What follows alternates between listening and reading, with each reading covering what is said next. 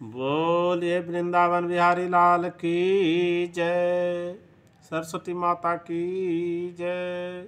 वेदम व्यास जी की जय। भागवत गीता की जय। ज्ञानेन तु ततः ज्ञानं येषां नाशितं आत्मनः तेषामादित्यवत् ज्ञानं प्रकाशति तत्परम्।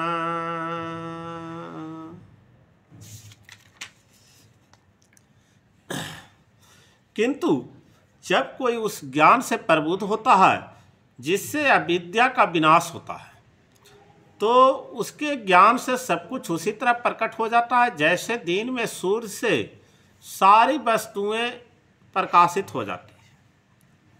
कहने का तात्पर्य है, जो लोग कृष्ण को भूल गए हैं वे निश्चित रूप से मोहग्रस्त होते, किंतु जो कृष्ण भावना भावित हैं वे नहीं होते।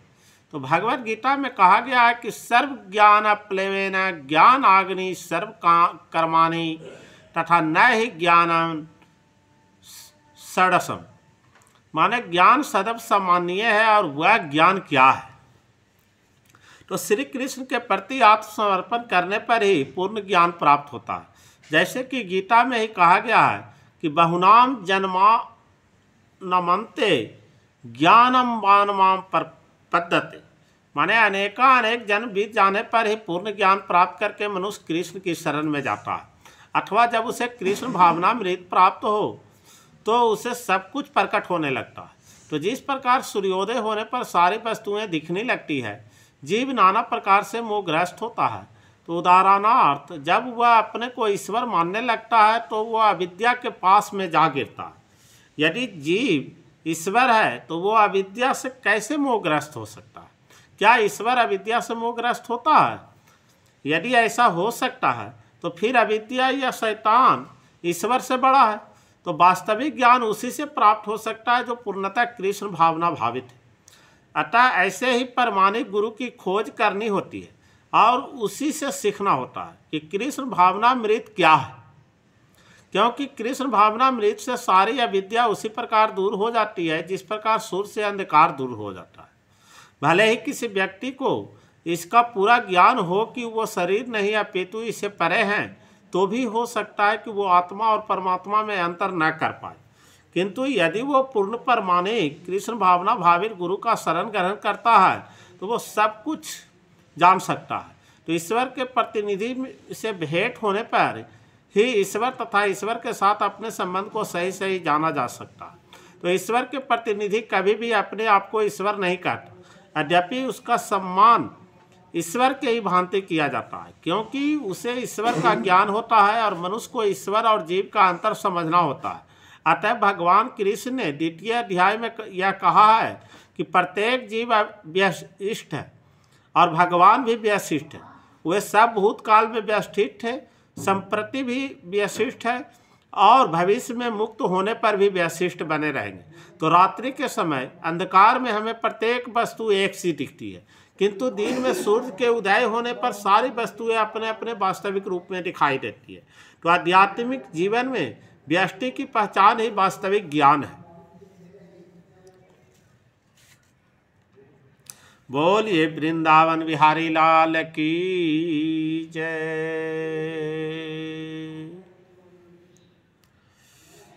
तत् बुधाया तत् आत्मान तत् निष्ठा तत् परायणा गच्छन्ति अपूर्णायावृतं ज्ञान निर्धूत कल्मषा। जब मनुष्य की बुद्धि, मन, श्रद्धा तथा शरण सब कुछ भगवान में स्थिर हो जाते हैं, तभी वह पूर्ण ज्ञान द्वारा समस्त कल्मष से शुद्ध होता है और मुक्ति के पथ पर अग्रसर होता है। कहने का तात्पर्य है, परम दिव्य सत्य भगवान कृष्ण ही हैं। सारी गीता इस घोषणा पर केंद्रित है कि कृष्ण श्री भगवान है। तो यही समस्त वेदों का भी अभिमत है। तो पर तत्व का अर्थ परम सत्य है, जो भगवान को ब्रह्म परमात्मा तथा भगवान के रूप में जानने वाले द्वारा समझा जाता है तो भगवान ही इस पर तत्व का प्रकाष्ठा है, तो उनसे बढ़कर कुछ नहीं है। तो भगवान कहते हैं मतः परंतरम नायते किच्छ धनंजय, माने कृष्ण निराकार ब्रह्म का भी अनुमोदन करते हैं। ब्राह्मणो ही प्रतिष्ठा हम, माने अतः सभी प्रकार के कृष्ण परम सत्य हैं, जिनके मन बुद्धि श्रद्धा तथा शरण कृष्ण में है, अर्थात जो पूर्णतः कृष्ण भावना भावित है, उनके सारे कलमश धुल जाते हैं और उन्हें ब्रह्म संबंधी प्रत्येक वस्तु का पूर्ण ज्ञान रहता है। तो कृष्ण भावना भावित व्यक्ति यह भली भांति समझ सकता है कि कृष्ण में दैत्य है, एक साथ एकता और भिन्नता, और ऐसे दिव्य ज्ञान से युक्त होकर वो मुक्ति पथ पर सुस्थिर प्रगति कर सकता है। बोलिए वृंदावन बिहारी लाल की जय। जय श्री कृष्णा।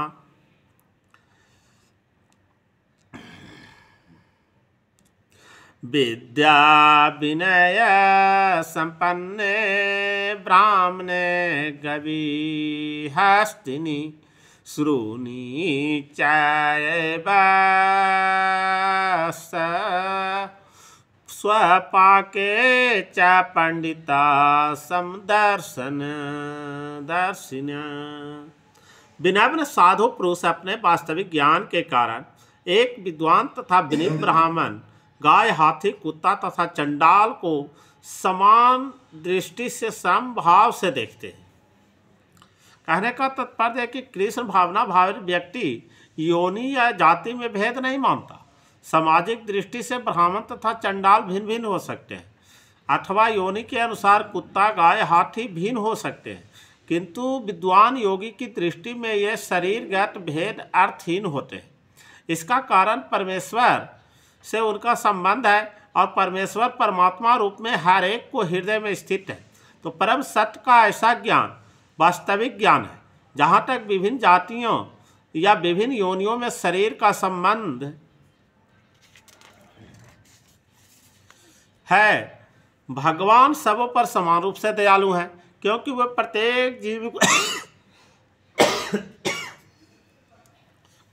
प्रत्येक जीव को अपना मित्र मानते हैं। फिर भी जीवों के समस्त परिस्थितियों में वे अपना परमात्मा स्वरूप बनाए रखते हैं। तो परमात्मा रूप में भगवान चंडाल तथा ब्राह्मण दोनों में उपस्थित रहते हैं। यद्यपि इन दोनों के शरीर एक से नहीं होते। शरीर तो प्रकृति के गुणों को द्वारा उत्पन्न हुए हैं, किंतु शरीर के भीतर आत्मा और परमात्मा समान आध्यात्मिक गुण वाले हैं। परंतु आत्मा तथा परमात्मा को यही समानता उन्हें मात्रात्मक दृष्टि से समान नहीं बनाती, क्योंकि व्यष्टि आत्मा किसी विशेष शरीर में उपस्थित होता है, किंतु परमात्मा प्रत्येक शरीर में है। तो कृष्ण भावना भावित व्यक्ति को इसका पूर्ण ज्ञान होता है, इसलिए वो सचमुच ही विद्वान तथा समदर्शी होता है। तो आत्मा तथा परमात्मा के लक्षण समान हैं, क्योंकि दोनों चेतन, शाश्वत तथा आनंदमय है। किंतु अंतर इतना ही है कि आत्मा शरीर की सीमा के भीतर सचेतना रहता है, जबकि परमात्मा सभी शरीरों में सचेतन है। तो परमात्मा बिना किसी भेद भाव के सभी शरीरों में विद्वान है। बोलिए वृंदावन बिहारी लाल की जय। जय जय श्री कृष्ण भगवान की जय।